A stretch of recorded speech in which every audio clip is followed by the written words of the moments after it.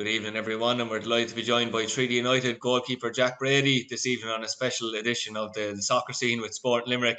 Jack, thanks for joining us and taking time out of the busy schedule. Hi, Adrian. Thanks a million for having me.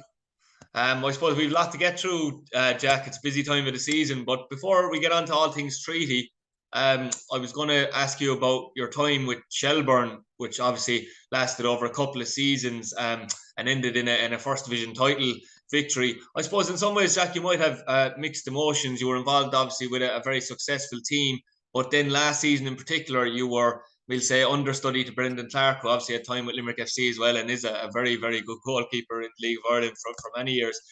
So was it frustrating with the lack of game time you had as well? Yeah, I suppose, Adrian, if I was to be totally honest with myself, it was bittersweet. I think it's fair to say that. It was an unbelievable experience to kind of go and win a league and be in a dressing room that was winning every week, and having that kind of positive atmosphere and positive vibe around the place was lovely to be part of. And we were essentially in the process at the time of moving towards full-time football, which is inevitably what they ended up with this year with Damien Duff. And all the structures have been put in place over the last number of years to I suppose, encourage that to happen. To win the league was unbelievably important for Shelbourne at the time, because that was going to, I suppose, allow for full-time football to be justified at the club. With that, then there was huge pressure on the group to perform every week and kind of play at the highest level they possibly could and perform at the highest level. And to be part of that, where lads are constantly driving each other on, knowing that there's pressure on every week to win a game, not even just get a result, but to actually go and win games, was an unbelievable experience, and one I'm glad for. Glad that I obviously got to be part of, but I would have loved to have played a bit more. And I've said that before, and I think that is part and parcel of professional sports. Is there are going to be periods in your career where you don't play, and I suppose it's trying not to be bogged down too much by that.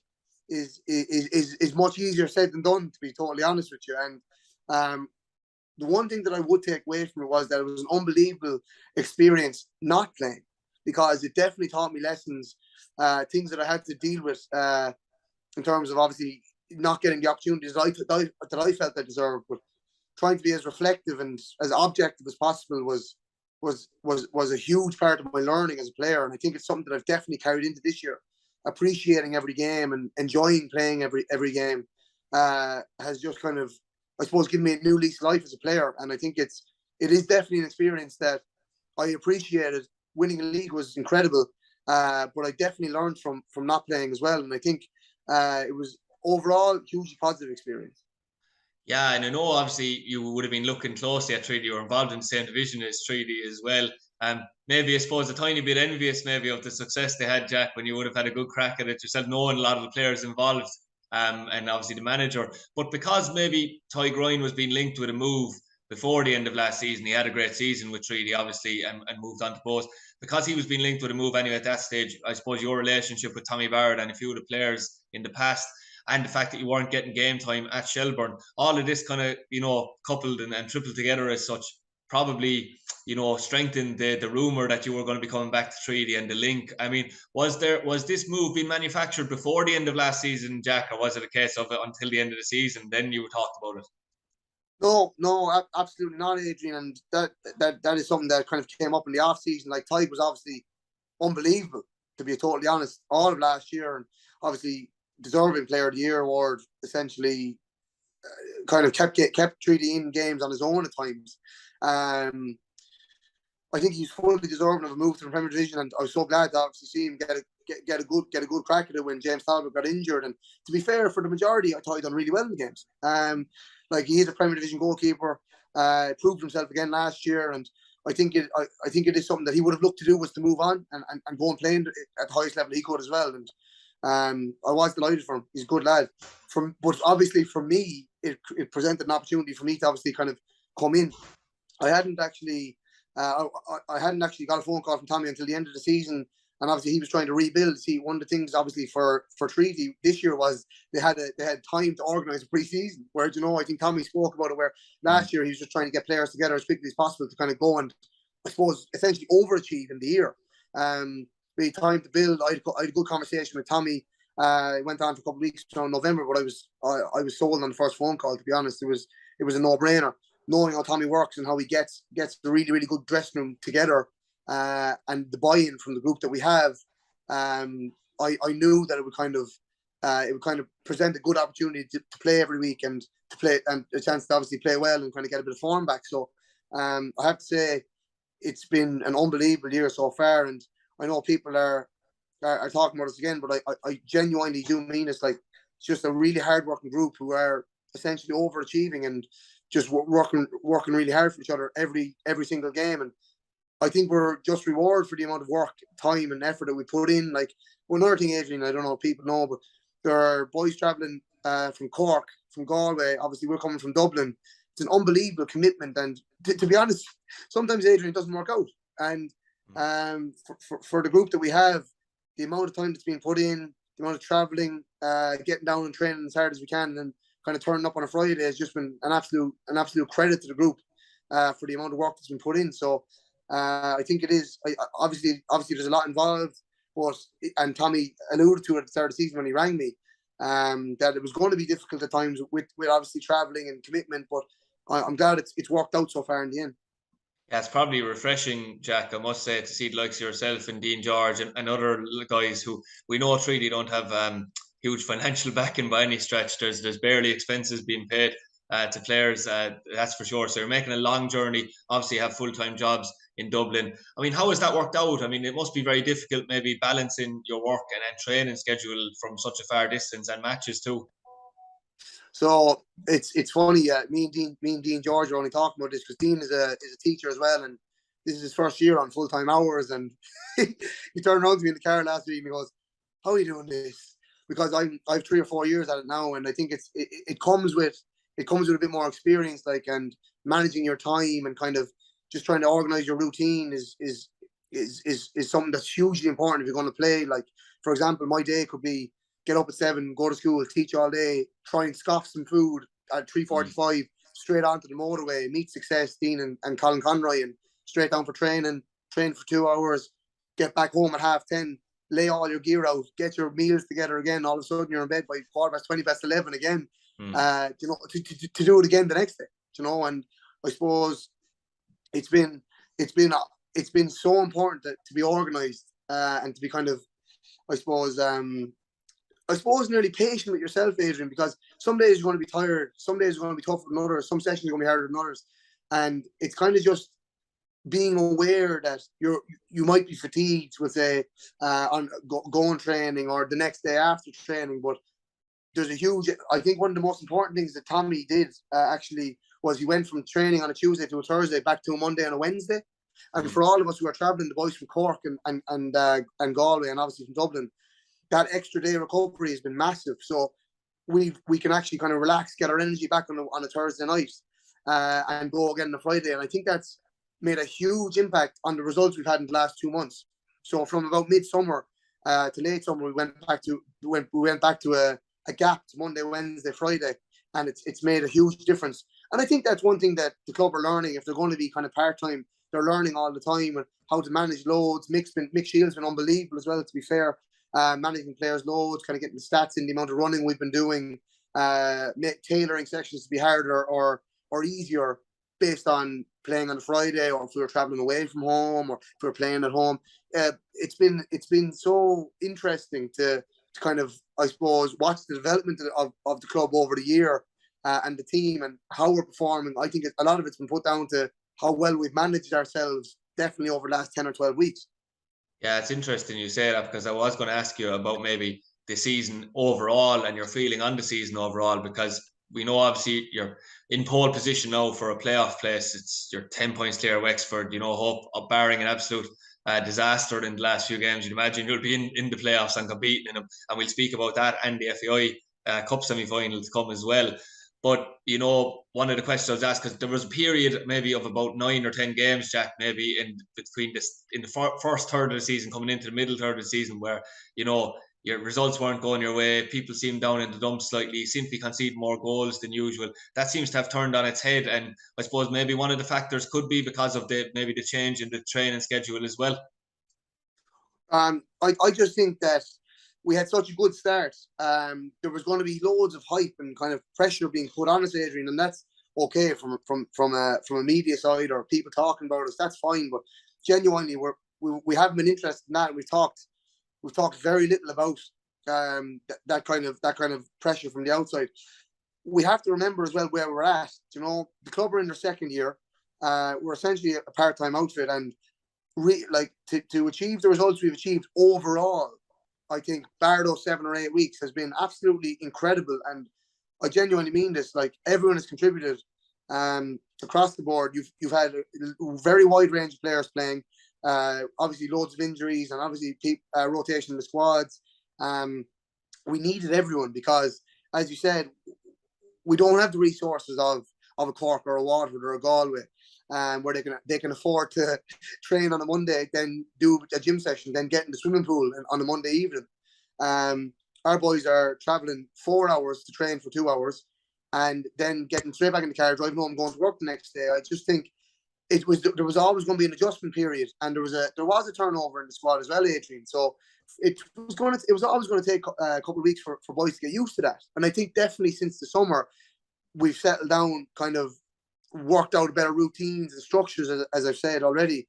And I think it's really stood to us. I think the club have learned how to deal with playing the way we do in terms of managing loads, trying to understand players' loads and the kind of commitments they have outside playing in the League of Ireland. And I think they've managed it unbelievably well. And I think we're, as you said, in a good position now to hopefully consolidate the playoffs over the next couple of weeks, based on the changes that the club have made. And I just think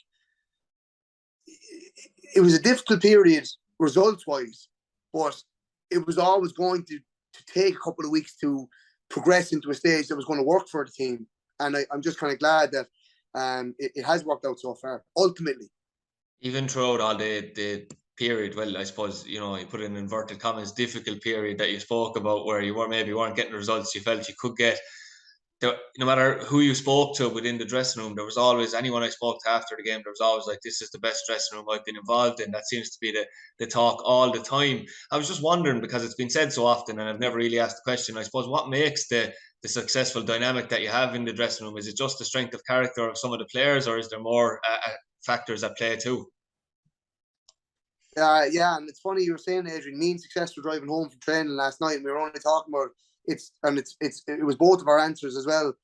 It's 100% the best dressing room that I've ever been in, the same as Success. And I think one of the main things is the actual characters we have in the dressing room in terms of maturity, experience as a player, the levels they've played at. They're very, very mixed, Adrian. So you have a couple of players who are obviously very, very experienced. Mark Dudden, Conor Wynn, towards Enda Kern. They're hugely important and quite vocal. But one of the things that Tommy Oz has hammered home since the first day of pre-season, Adrian, was there is no room for any negative talk at all. We're literally not allowed to kind of even buy into that idea. And I think that has been created across the culture. But if you look at the dressing room and the players that Tommy and Dave and Mick and Brian have brought in, they're all very, very kind of humble, hardworking, good lads who want to do well. And I think if you have that as a base, you can actually organise a team around that, And we've as you say, big time charities. There's no room for them, and if they were there, they're going to get told off straight away. Like, and as I said, if you look straight down the spine of the team, would say even in goals, Conor Wynn or myself, Mark Walsh, Sean Gearans, into Lodz, then right through the middle, and up towards Enda. It's right through the middle and on and off the pitch that the positivity kind of just oozes out of the squad. I think it's definitely a factor that we've looked at. Training is enjoyable, traveling to matches is enjoyable, and I think it comes from the top down. We're encouraged to obviously work really hard, but it's been the environment that we're working in has actually been quite fun. Like, the sessions are really well put together. Everyone wants to work hard and do well and get into the team. It's unbelievably competitive because if you look at the team over the last kind of 10 or 12 weeks, the rotation has been huge, but we've still got really positive results. We're obviously the most informed team at the moment, and I think it's down to it's going to go down to, I suppose, the having to bide our time and actually work out what was going to work for us as a club and as a team. And as I've alluded to already, it's kind of, I suppose, kind of paid the rewards in the results over the last couple of weeks. I suppose as well, Jack, on a personal level, you probably had a tough act to follow, as you mentioned already, with Ty Grind last year. And in fairness, Treaty were totally built on defence. Now, I know that was partly because, they were probably not like every other team that played against them was effectively favourites for the majority of the season until people found out that Treaty were actually a decent side. But, I suppose barring that period where, there was concession to go, you were conceding 2 goals at home to Cove, and there seemed to be that period. Then you went on and got a lot of clean sheets. That seems to have been, back to basics for Treaty, getting a lot of clean sheets or very rarely conceding, like the likes of the game against Longford. Have you been happy with that and that change as well? Because obviously, on a personal level, you must be delighted with the amount of clean sheets you've got. Yeah, absolutely, Adrian. And obviously, as a goalkeeper, you take pride in clean sheets. And if you look at the performances of the back four, been absolutely incredible. I think Ben O'Riordan has been unbelievable since he came in, going forward and defensively. Mark Walsh, unbelievable experience, a proper stopper, and like Sean Gearns beside him, 2 very, very good hard tip men. I like to acknowledge as well in that. Oh, yeah. And obviously, you've Ludz's experience as well. Like if you look at the quality of the back four, or the back 5 or 6 that with the rotation, obviously Callum McNamara has been incredible when he's gone in centre half as well. I think what we've worked out is what we're good at and what we want to prioritise, and I think that is our defensive shape and our kind of commitment to kind of not giving up chances. So obviously the way we play and our style of play, we've obviously got incredibly good players going forward. Like Willie Armshaw has been unbelievable the last kind of 5 or 6 weeks. Dean George has been unbelievable. And the Kern obviously scoring loads of goals. I just think that we as a unit defensively have kind of I suppose nearly individualized ourselves and kind of really focused on defending, and we're letting the attacking players attack. And I think that's one of the biggest changes, Adrian, for us to look at it. We've had a lot of conversations as a back 4 and a back 5 in terms of actually understanding our roles, working out what we want to do, letting the forwards and the attackers kind of to their own devices, and kind of really created a kind of a sturdiness and togetherness in that back 4 or 5 where everyone knows their roles. I think that's something that we've really tightened up on the last couple of weeks. And, coming into the final period of the season when teams are really going to have to go for it to obviously consolidate places and obviously hopefully get into the playoffs, it's going to be hugely important again to continue those kind of performances. Yeah, we also had just a couple of weeks ago, Jack, a huge night at the Markets Field with Treaty beating UCD 4-1. Now, I know you were expected to beat Maynooth and you were expected to beat Usher in the earlier round, so the draw favoured you. Not so much against UCD, they're down struggling towards the bottom, but they are a Premier Division side. People kind of forgot that going into the game, I think, but a really good performance. Getting to the semi-final against Derry, I mean, I suppose if people thought that you had a lucky draw in the earlier rounds, it certainly couldn't have been. The luck certainly ran out getting Derry City at the Brandywell. But my question, I suppose, too, is you mentioned Bittersweet a while ago with Shelbourne. You are the number 1 in terms of the league campaign, but without the League Cup, Tommy seems to have, used the FAI Cup to give Conor Wynn games. He's done well, to be fair, in the competition. Has only conceded 1 goal as well. But I suppose looking on for yourself, during the cup campaign, is it a little bittersweet that you're not out there starting? I honestly, Adrian, I actually don't think so at all. Like the way that I came into the season, I was very, very open to playing as many games as possible and getting back to really enjoying it. I have to say, Conor Wynn has been absolutely incredible, and I genuinely mean that. He's been so good. Little nuggets of information, little pieces of advice, little stories from his own experiences that have really helped me kind of, I suppose, regain my form and actually gone on to have to obviously do well in a lot of games. I think people forget as well how experienced and how good Conor has been over the last 10 years in the league. And I know they seemed like games we should win against Usher and Maynooth, but Conor made 2 or 3 unbelievable saves against Usher and 1 or 2 really, really important saves at important times against Maynooth. And I wouldn't begrudge him the cup semi at all if Tommy picks him.